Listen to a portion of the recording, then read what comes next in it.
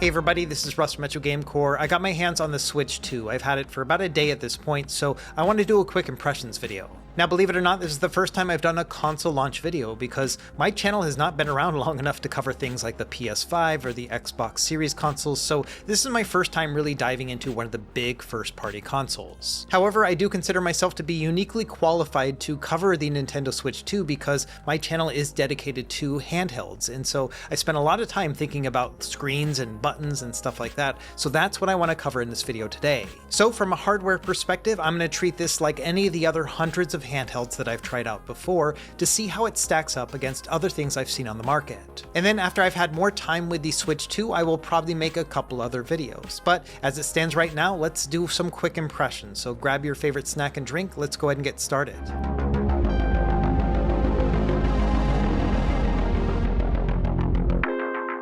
Okay, as we dive in, a couple talking points. Number one, this is going to be a hardware-focused video. So a lot of the things that take a lot longer to actually test, software and gameplay and whatnot, I'm not going to cover here other than just some quick impressions. I also think that battery life will take a little bit longer to test as well, so we'll save that for a different video. We're also not going to touch on gray area stuff like, a flash cart, even though I have been told that this one does not work on the Switch 2. It'll make the games show up in the front menu, but you can't actually launch them. This is also not a review video. I don't think I have enough information yet to say whether or not something is worth buying. I think that takes a lot of calculus. Not only the hardware itself, but the software, and then also, your feelings about the company. I know a lot of people don't like supporting Nintendo. I totally get that as well, but we're going to focus on the hardware in this video today. Okay, let's do a quick unboxing. So I have the Switch 2 Mario Kart bundle, and then I also got the Pro controller. I was lucky enough to grab these at my local GameStop yesterday, just waiting in line, so that was pretty great. Now, the grand total was $612 for this. So it was $500 for the cart bundle and then also $85 for the Pro controller. I'm going to do a separate video on the Pro controller because at $85, I think this one requires coverage of its own to see whether or not it's worth it. So far, all I've done is just opened it up, turned the device on, and downloaded some games. So I haven't done a full unboxing to see what's inside. So I'm going to do this live. So right off the bat, we've got the Switch 2 and its controllers. Let's check out underneath. Now, the Mario Kart is just a game download, so it's just a little card here. You'll scratch off the code, which I'm covering up, and that will allow you to download the game from their online store. We've also got a health and safety card and then the HDMI cable. So this looks to be certified for HDMI ultra high speed. It kind of looks like the old HDMI cable, but I feel like this is a little bit different. So maybe that's a way of separating it out, is the connector right here is just a little bit more robust. We've also got a couple Joy-Con adapters. We will check this out in a moment. It also does come with a controller grip, which I'm happy to see. I like the older one as well, so we'll compare these later. Okay, in terms of power supply, I like that it's nice and compact, and also it detaches from the USB cable, which means that if something happens to the cable, it's easy to replace. And this is a 60-watt power supply. Now, last night I tested with a variety of different charging bricks and cables, and all of them charged my Switch 2 no problem. Now, I bet Nintendo's going to say that you have to use their own products, but it does seem like it's universally compatible. And then finally, we've got the dock, which looks pretty thick and kind of robust. You can see that it obviously has some sort of cooling here on the back, but I don't know, it looks pretty neat.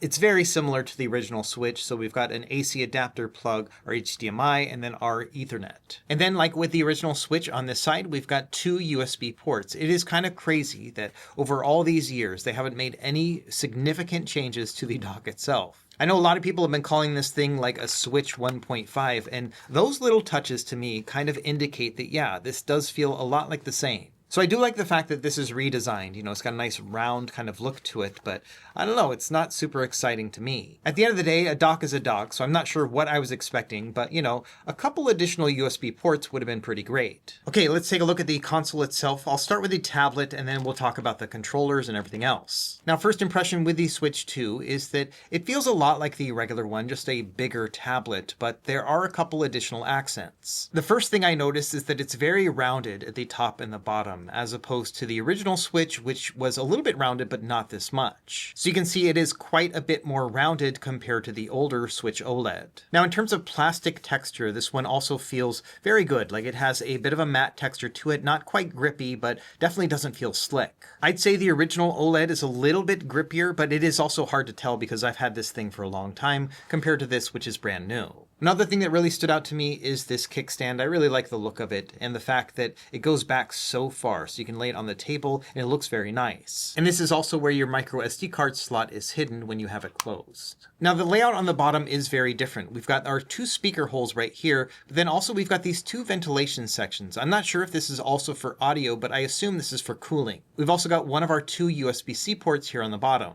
Now we've got a lot more going on the top. We've got our power button, volume up and down. This is a brightness indicator, so this is going to help with auto brightness like on the Switch OLED model. Then we have an additional USB-C port, which is new with the Switch 2, headphone jack, and then our game cartridge slot. Now the hardware on the cartridge slot is very different. So this one you actually will pull from the back. You can see there's a little notch right here, so you would pull that up like that. And so it's kind of rubberized after you do that.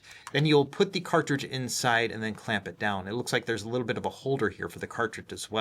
Let's test it out. We're going to use some sort of indie game right here. So I'm going to just put this in here and yeah, it clicks down into place and then this will just go right on top of it. So yeah, it does feel a little bit more secure in putting it in place, but really it's just kind of this lid thing that does the work. Either way, the experience does seem to be almost identical to the old one other than this additional cap. Now each side is going to be color coded with the corresponding controller, and then also this is now magnetically attached. So there is no more sliding into place, you just plop it in. It almost feels like a really big magnetic USB-C port, and this is the connector right here. I know a lot of people are worried that this might break, but I haven't really seen that in my own testing over the past day. So it's a very simple process and a lot easier than the original Switch. You just literally just plop it in and it's in there nice and secure as well. And if you want to detach it, there's a little lock mechanism. So you're just going to push this and it's going to unlock it. You can just pull it free from there. So let's move on and talk about the controllers. This is probably going to be one of the primary focuses of this video just because I want to know how these things feel, both detached and attached to the Switch itself. Let's do a quick walkthrough of each Switch Joy-Con just to see what we're working with here, and we'll start with the left one. In terms of overall design, it is very similar to the original Switch, but obviously a lot bigger. Also, like with the tablet, it is a lot more rounded along the back of it as well. It does have a bit of a cutoff right here, not necessarily a 90-degree angle, but you can definitely feel that there's a bit of a lip on the side. By contrast, the Switch Joy-Con was almost equally rounded on each edge. The back was a little bit more rounded, but not by much. But in the case of the Switch 2, I can definitely feel that there is a sort of lip here from the front to the back.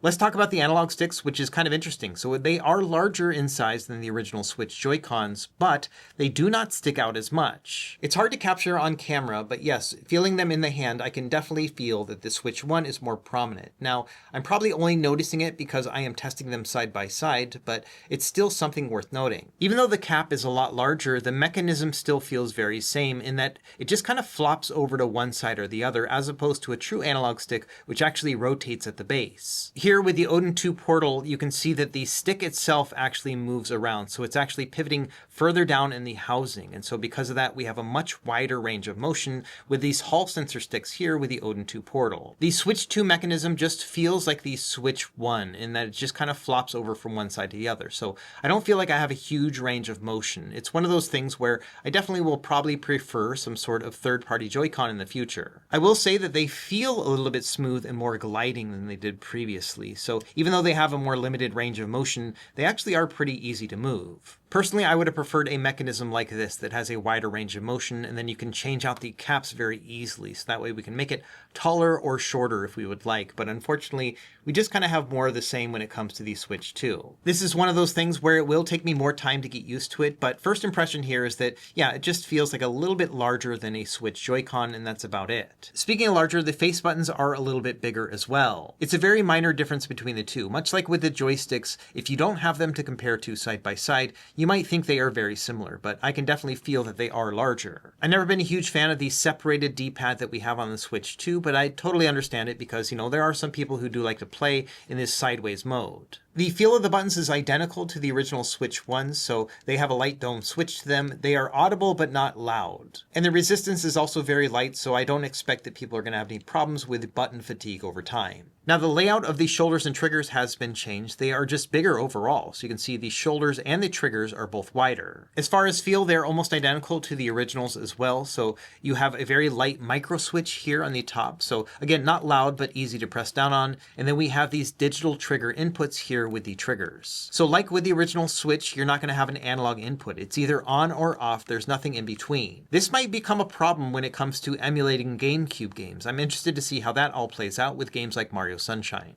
Overall, I would say these shoulders and triggers are fine. You know, I've never really had an issue with the older one either, but they do feel roomier now. I mean, overall, the Joy-Con itself just feels a lot bigger. Also on the back, we've got our latch release for the Joy-Cons, and so you can actually see it physically pushes out a thing, so that's how you eject out of the Switch. Looking at the inside of our Joy-Con, we've got our 2 shoulder buttons, then we also have our connection pairing button, and then our connector for the Switch itself, and then finally an IR sensor right here. And that's because these Joy-Cons can be used in mouse mode, so the idea is that you're supposed to be able to move this around for certain games. We haven't really seen that implemented just yet, but it is a feature that I assume we will see in games in the future. Now, as far as just using this in mouse mode on its own, I don't really feel it. Like, I feel like this thing flops over way too easily. So it might be something that you can use in a pinch, but again, we'll have to see how it plays out when you have an actual game to test with. But one thing we can check out is the mouse adapter right here. So this kind of doubles as 2 different things. You can push this on and it'll be used as like a larger grip for,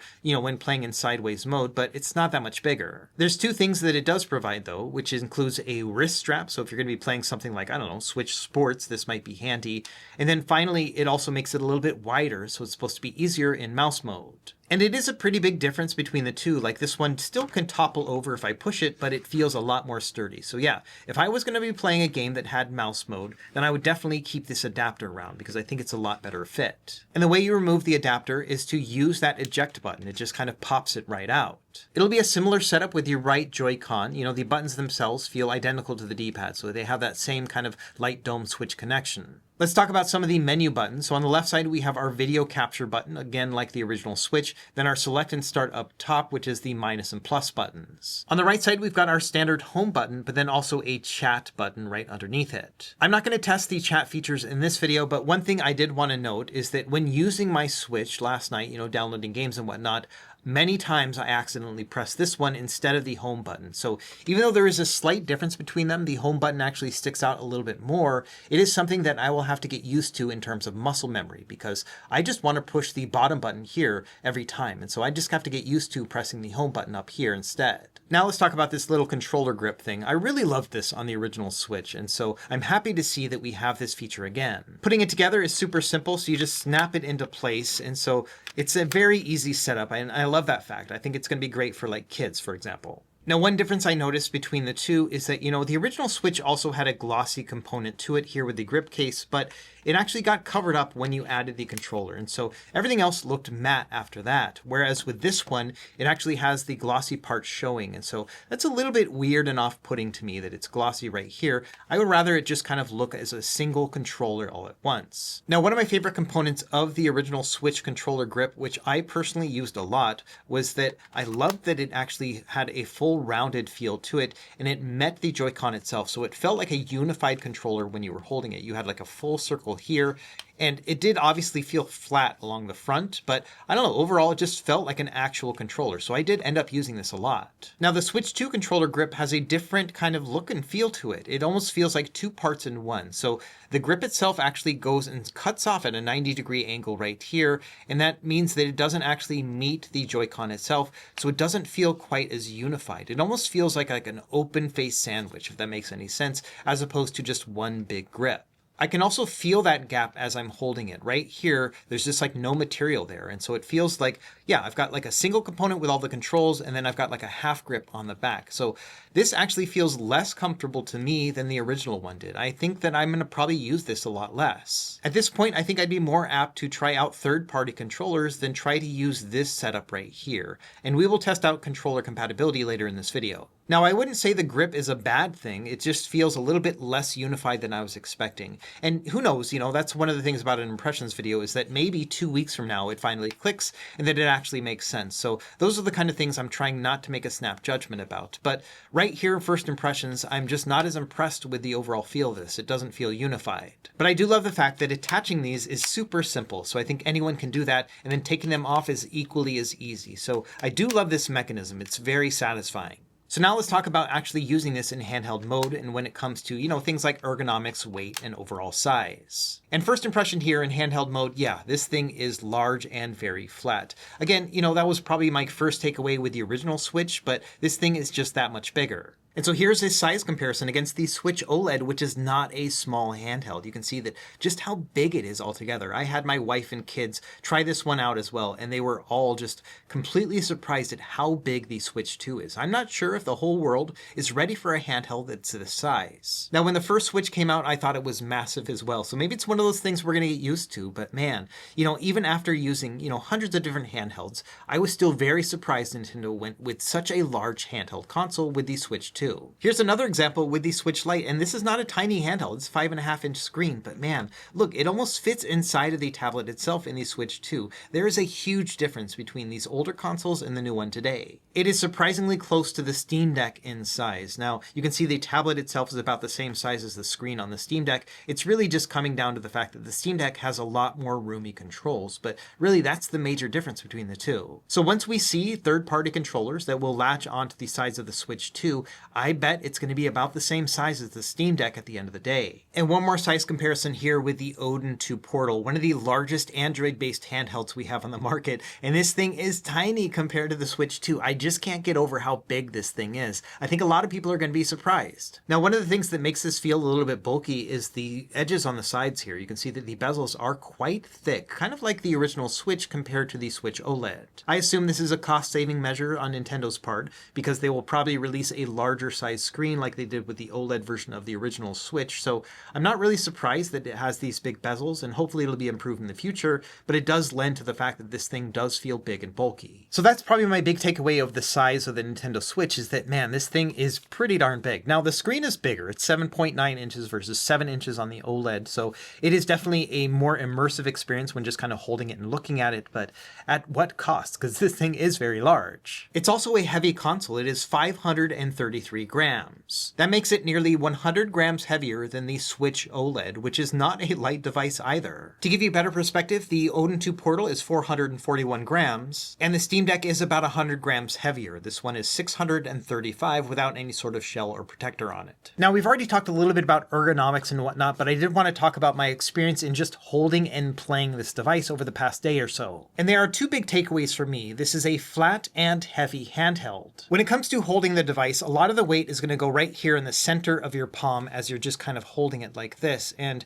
this can get a little bit weird over time. Number one, it just doesn't feel like you have a good grip on it, so it kind of just feels like you're holding, just a board or something like that. But then also it's not very rounded here on the front side. There's actually a lip here, and you can feel that as you're holding it. And it's not a super pleasant experience. I don't think it's the worst thing in the world, but it's something that I noticed over the past day of playing. Now, one of the main benefits of having the Switch 2 form factor is that the Joy-Cons themselves pull out, which means that they are easily replaceable, not only by Nintendo themselves, but I bet third-party companies who are going to focus more on ergonomics are probably going to have better solutions in the future. So I really think it's just a matter of time before I think the Switch 2 is a comfortable console. It's just not super comfortable right now. In reality, the design is not unlike the original Switch, but that extra weight does make a big difference for me when I'm holding it. It'll probably take me more time to get used to it, but initially just holding it without resting my elbows on anything is quite uncomfortable. I can only do this for a few minutes. I found the most comfortable positions for me are to put my elbows directly on my knees so that I'm balancing that weight a little bit more,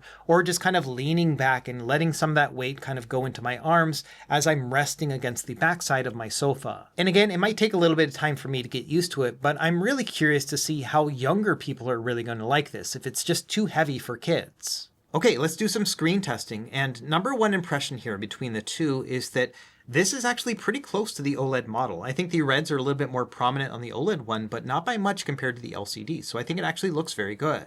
Another thing I was surprised to find between the two is that the Switch 2 seems to be a little bit brighter than the OLED. You can see that here between these, that this is actually about 55, maybe 60%, whereas this one's closer to 60-65. And so I'm actually pushing this one to a higher brightness to get them to be at a similar level between the two. However, if we bump them both up to 100%, then it does look like the OLED is a little bit brighter than the LCD. So I think that around the mid-range, this one is not going to require that high of a brightness, but when you're going all the way to the max, this one is going to give you a better overall brightness. What this means to me is that this one might be a little bit better to play outdoors compared to the Switch 2. Now when I go down to 0%, they both get very, very dark. It's almost impossible for my camera to pick up on it, even with the studio lights off. But I will say that this one, LCD one, actually gets a little bit dimmer than the OLED one. And so this is kind of interesting. For me, this means several different things at once. Number one is that, minimum brightness is lower on the LCD model, and then also maximum brightness is a little bit lower on this one as well. But when it comes to the mid-range, this one seems to just do a better job in getting you a nice brightness without having to max it out too much. So first impressions here, I am actually very impressed with the output of this display in that it actually can kind of go toe-to-toe with the OLED one. It gets a little bit darker, so it's going to be better to play at night, but it doesn't get quite as bright on the high-end side. But everything else looks pretty good. And again, like I mentioned, the colors really pop on this. Not quite to the point of OLED, but very close. Now, I also did some audio testing and comparisons with the Switch 1 OLED as well as the Steam Deck. Let's take a quick listen and then I'll share my thoughts.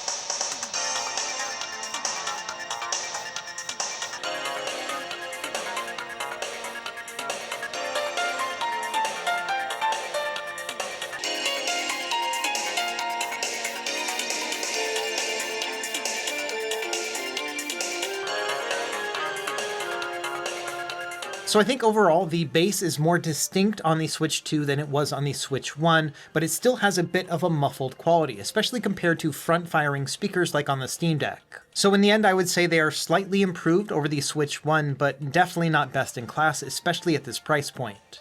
Now, while I have both of these set up, I do want to do a quick software comparison between the two. You can see there are a couple additional options here in the bottom row of the Switch software compared to the Switch 1. So we've got a Switch Online button like before, but now we have a Game Chat button. This wasn't here before. Again, I will test this one later. I don't think it's worth testing in an impressions video.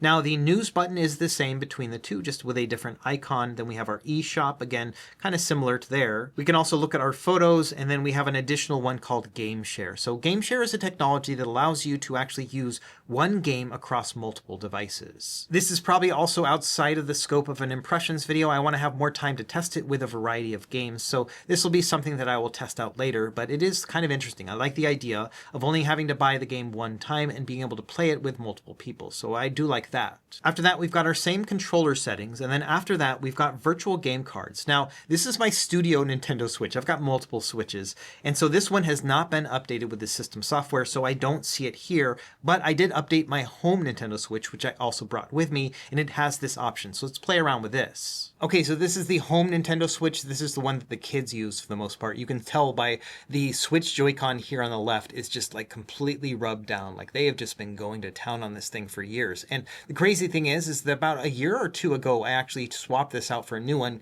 because they were getting stick drift. But you can see that, man, they really put a lot of hours onto this thing. Either way, I did update the software on this one, so I do have the virtual game cards. So let's go into each of these and see what it's like. So the first thing you have to do is link them up. So when I first started this up, it made me put my Nintendo Switch near the other one. And once they were close together, they did whatever talking they needed to do. And then they were linked between these two systems. And so now you can see I have a listing of all of my content. And it's kind of interesting. So not only do the eShop games that I've purchased show up here, but then also all of my DLC. For example, here with Sonic and Shadows Generations, I just have some DLC that came with the cartridge that I bought. And it was something that I had to redeem on the eShop. But now it's part of my profile, and you can see that yes, I actually have it loaded here. And the idea here is that you can only access and play one of these games at a time on each console, which means that you have to share between the two. Let's use the Suica Watermelon game as our example. So this one is loaded up on my home Nintendo Switch. You can see that the cartridge is blue, so it's filled,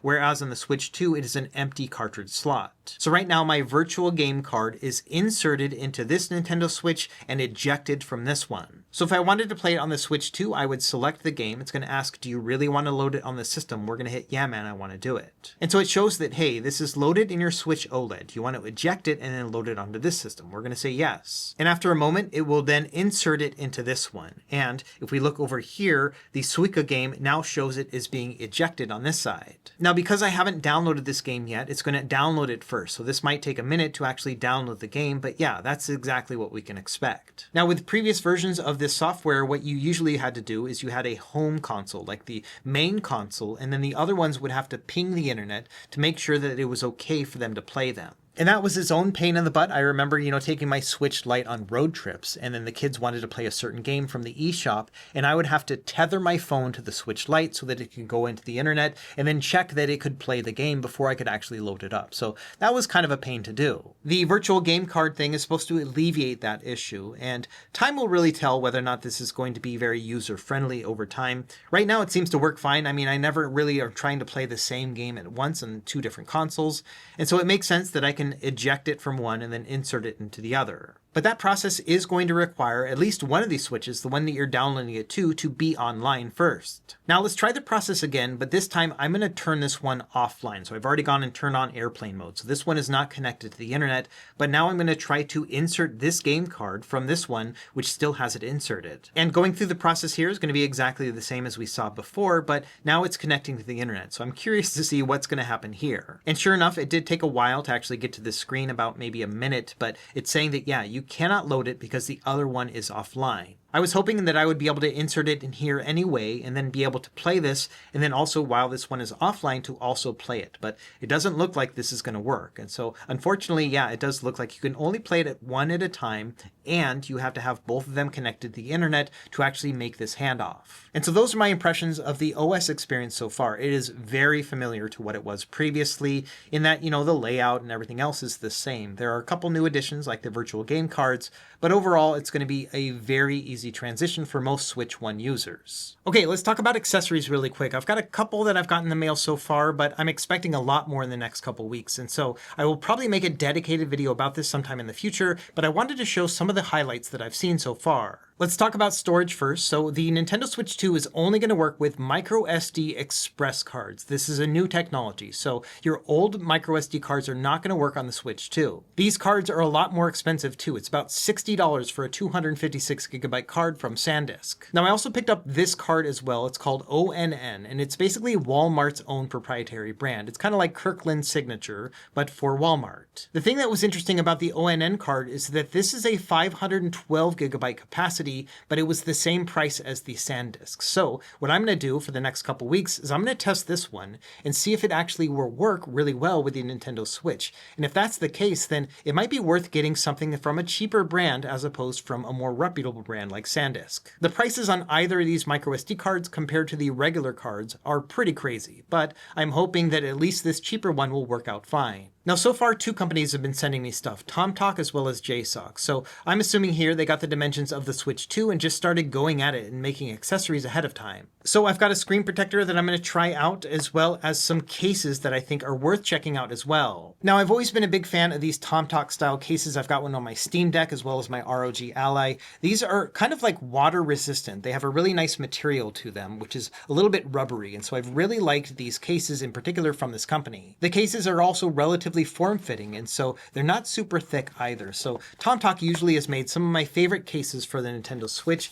and now the Switch 2 as well, because this one works really well too. So I can see this being a nice travel case for this Switch 2, being able to throw it in my backpack without worrying about any sort of bumps and scratches. It also has a flap here with space for 10 different Nintendo Switch and Switch 2 cartridges. So if you wanted to plop those inside, you have additional storage options right here. Other than that, not a lot to say about this case. It's got a nice soft interior, and then it has this little material bump right here. We've seen this with other cases as well. It's pretty nice because it keeps everything firmly in place so you can close it up. So yeah, I think this is a pretty good case if you're looking for something travel friendly for the Switch 2. I got a couple different cases from JSOC. I'm going to save those for that dedicated video, but this one in particular is the one I've liked the most. It's called their shock absorbent storage case. And this is just a hard plastic case for the Nintendo Switch 2. So it's really just for storage and travel, but it fits it perfectly. It looks really nice, and it is super thin. And so I like the fact that it feels almost like just carrying around the Switch 2, but it's all nice and protected. And this is a very genius move, but these are all Nintendo Switch cartridge holders as well. So you can put a bunch of them here. It looks like there is space for 10 of them all together. So you could deck this out with your favorite games and then close this thing up, and everything is going to be nice and protected. My only complaint about this case is that it feels like this clip right here is a little bit too easy to undo, and so I am a little bit worried about throwing this in my backpack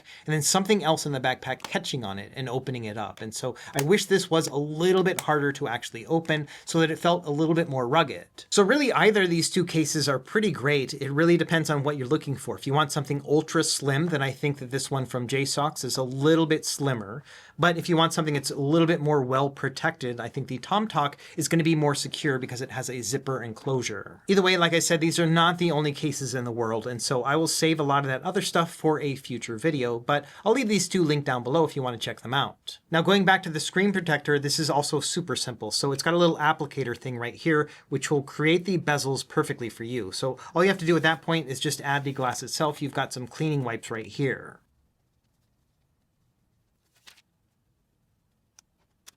From there, it comes to the little cardboard thing that has a soft protector on one side, so you can just kind of rub out the bubbles in case you have them. One thing worth noting about this screen protector is that it's anti-reflective, so it looks like it has a little bit of a coating on the front of it. So if you want something that's really poppy and vibrant, then this may not be a very good fit for you, but if you are looking for something with less reflections, this might be good. Personally, I'm not really sold on this look. I think that it's going to mute the colors a little bit, and so I would rather have something a little bit more reflective. So I'll keep my eye out for other screen protectors, and I'll show them off in future videos if I find them. The nice thing is that it's a super easy application process thanks to this little applicator thing. So it only took 2 seconds to actually do it, and everything's lined up nicely. It also comes with 2 of these screen protectors, so if you mess up the first time, you can do it again. Okay, next I want to try out some Bluetooth controllers. I'm going to use these two specifically, so the 8BitDo Ultimate as well as the GameSir Supernova. We're going to test these out with a docked experience here later, but for now let's try it out with Bluetooth. And both of these controllers are designed to work with the original Nintendo Switch, so I want to make sure they work on the Switch 2 as well. We'll start with the 8BitDo, so I've put it into pairing mode here. I'm going to go into my change grip order section here, and I should be able to press L and R, and it should show up as a Bluetooth controller.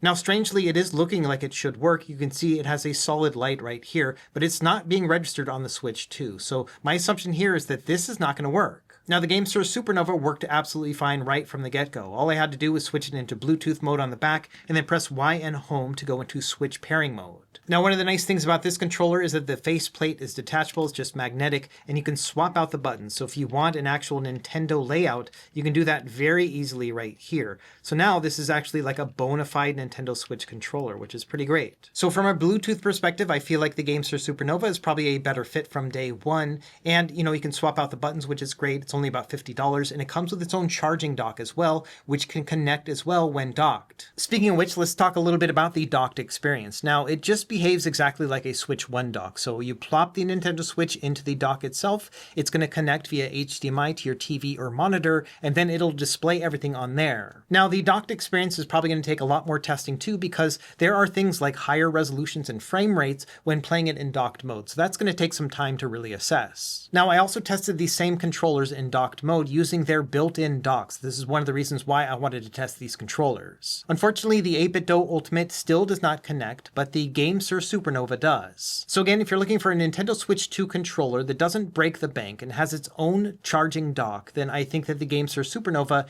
is the one that I would recommend right now. It is worth noting though that the Bluetooth pairing on the GameSir does not actually wake the Nintendo Switch up from sleep, so that's kind of a bummer. I made a whole review showing off everything about this controller. I will leave that link down below too. Okay, I think that's enough testing for my first day with the Switch 2. Let's start wrapping up, talk about some of the things I was impressed about with the Switch 2 and other things that left me wanting. We'll start with the good stuff first. So number one is the fact that I really like this new snappy controller connection. I like the fact that it's magnetic and it's really satisfying to use. I also think it's more intuitive than the sliding rails that we had with the original Switch. So I think this is going to be good for people of all ages. I also like the fact that the Joy-Cons have slightly bigger face buttons. This is something that's always felt really small on the original Switch, and so I like the fact that they actually went a little bit bigger this time around. I also think that the screen is very impressive. Yes, it's LCD, it's not OLED, but man, the colors really pop, to the point where it's almost as close as the OLED. I also like that it's a 7.9-inch display. It's really impressive. I like that it's a lot bigger and more immersive.